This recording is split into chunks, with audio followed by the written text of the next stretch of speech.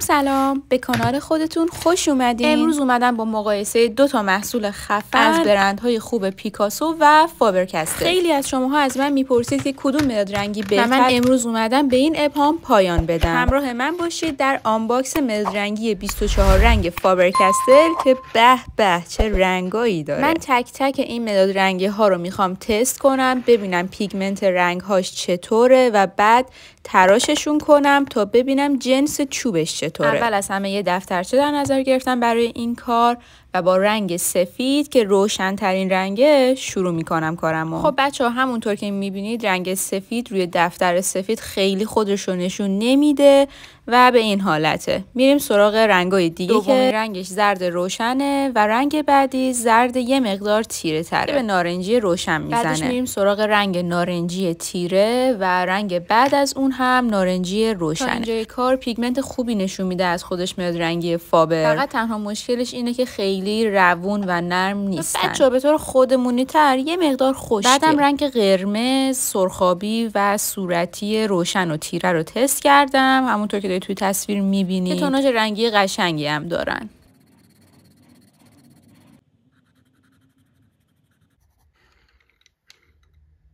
حالا از روشن‌ترین صورتی میریم به سمت رنگای تیره که بنفش و آبی های، البته مجموعه آبی ها، آبی کمرنگ، آبی پررنگ، آبی متالیک و بعد سبز ها هستن که اونا هم شامل سبز تیره، سبز روشن و سبز روشنتر یا به اصطلاح سبز چمنیه. بعد هم توناژ های قهوه‌ای رو داریم، قهوه‌ای تیره، قهوه‌ای روشن و مشکی و خاکستری. در مجموع همه این رنگ ها پیگمنت خوبی از خودشون نشون دادن تا اینجای کار و من کاملا راضی بودم ازشون. اما باید بریم سراغ تراش کردن مداد رنگی و ببینیم که جنس چوب این مداد رنگی به چه شکله و چقدر مقاومت از خودش نشون میده. همونطور که احتمال میدادم جنس چوب این مداد رنگی هم عالی بود و یه مقاومت نسبی از خودش نشون میداد در مقابل تراش شدن.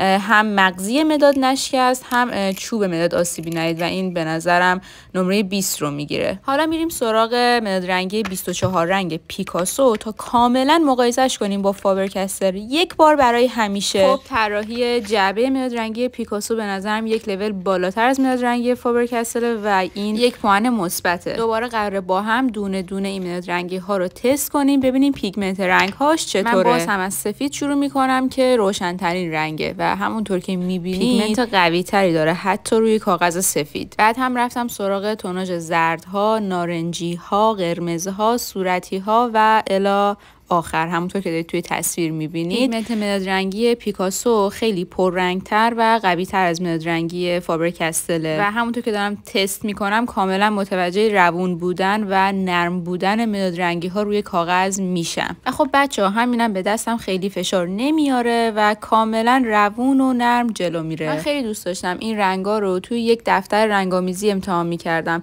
ولی احساس کردم که روی یک کاغذ این رنگا در کنار هم بهتر خودشون نشون میدن و ما در انتهای ویدیو یک نتیجه خیلی بهتری میتونیم از این رنگا داشته باشیم روی نقش و نگارهای ریز یک نقاشی. تو این فاصله بگم اگه هم مداد رنگی 24 رنگ فابرکستل و هم پیکاسو رو میخواید با قیمت اقتصادی تهیه کنید حتما میتونید به پیجم در اینستاگرام به این نشانیه سر بزنید و تهیه کنید. خب ما رسیدیم به تست آخرین رنگ‌های مداد رنگی پیکاسو. حالا باید بریم سراغ تراش یکی از مداد رنگی ها تا ببینیم چوبش و مغزی مداد جنسش چطوره. نتیجه شگفت انگیزی مواجه شدم که هم جنس چوب و هم جنس مغزی مداد فوق العاده بود. خب بچه‌ها نتیجه گیری نهایی از نظر من به 2 دسته تقسیم میشه. برای بچه‌های کوچیک و ابتدایی که تازه با مفهوم نقاشی آشنا شدن و خیلی دستشون روون نیست 100% مداد رنگی پیکاسو. و برای کسایی که نقاشی حرفه‌ای میکنن و به توناژ رنگی بالا و ملایم نیاز دارن 100% فابر پیشنهاد میشه. نظرتون رو تو کامنت ها میخونم. اگه با هم موافقی لایک کن.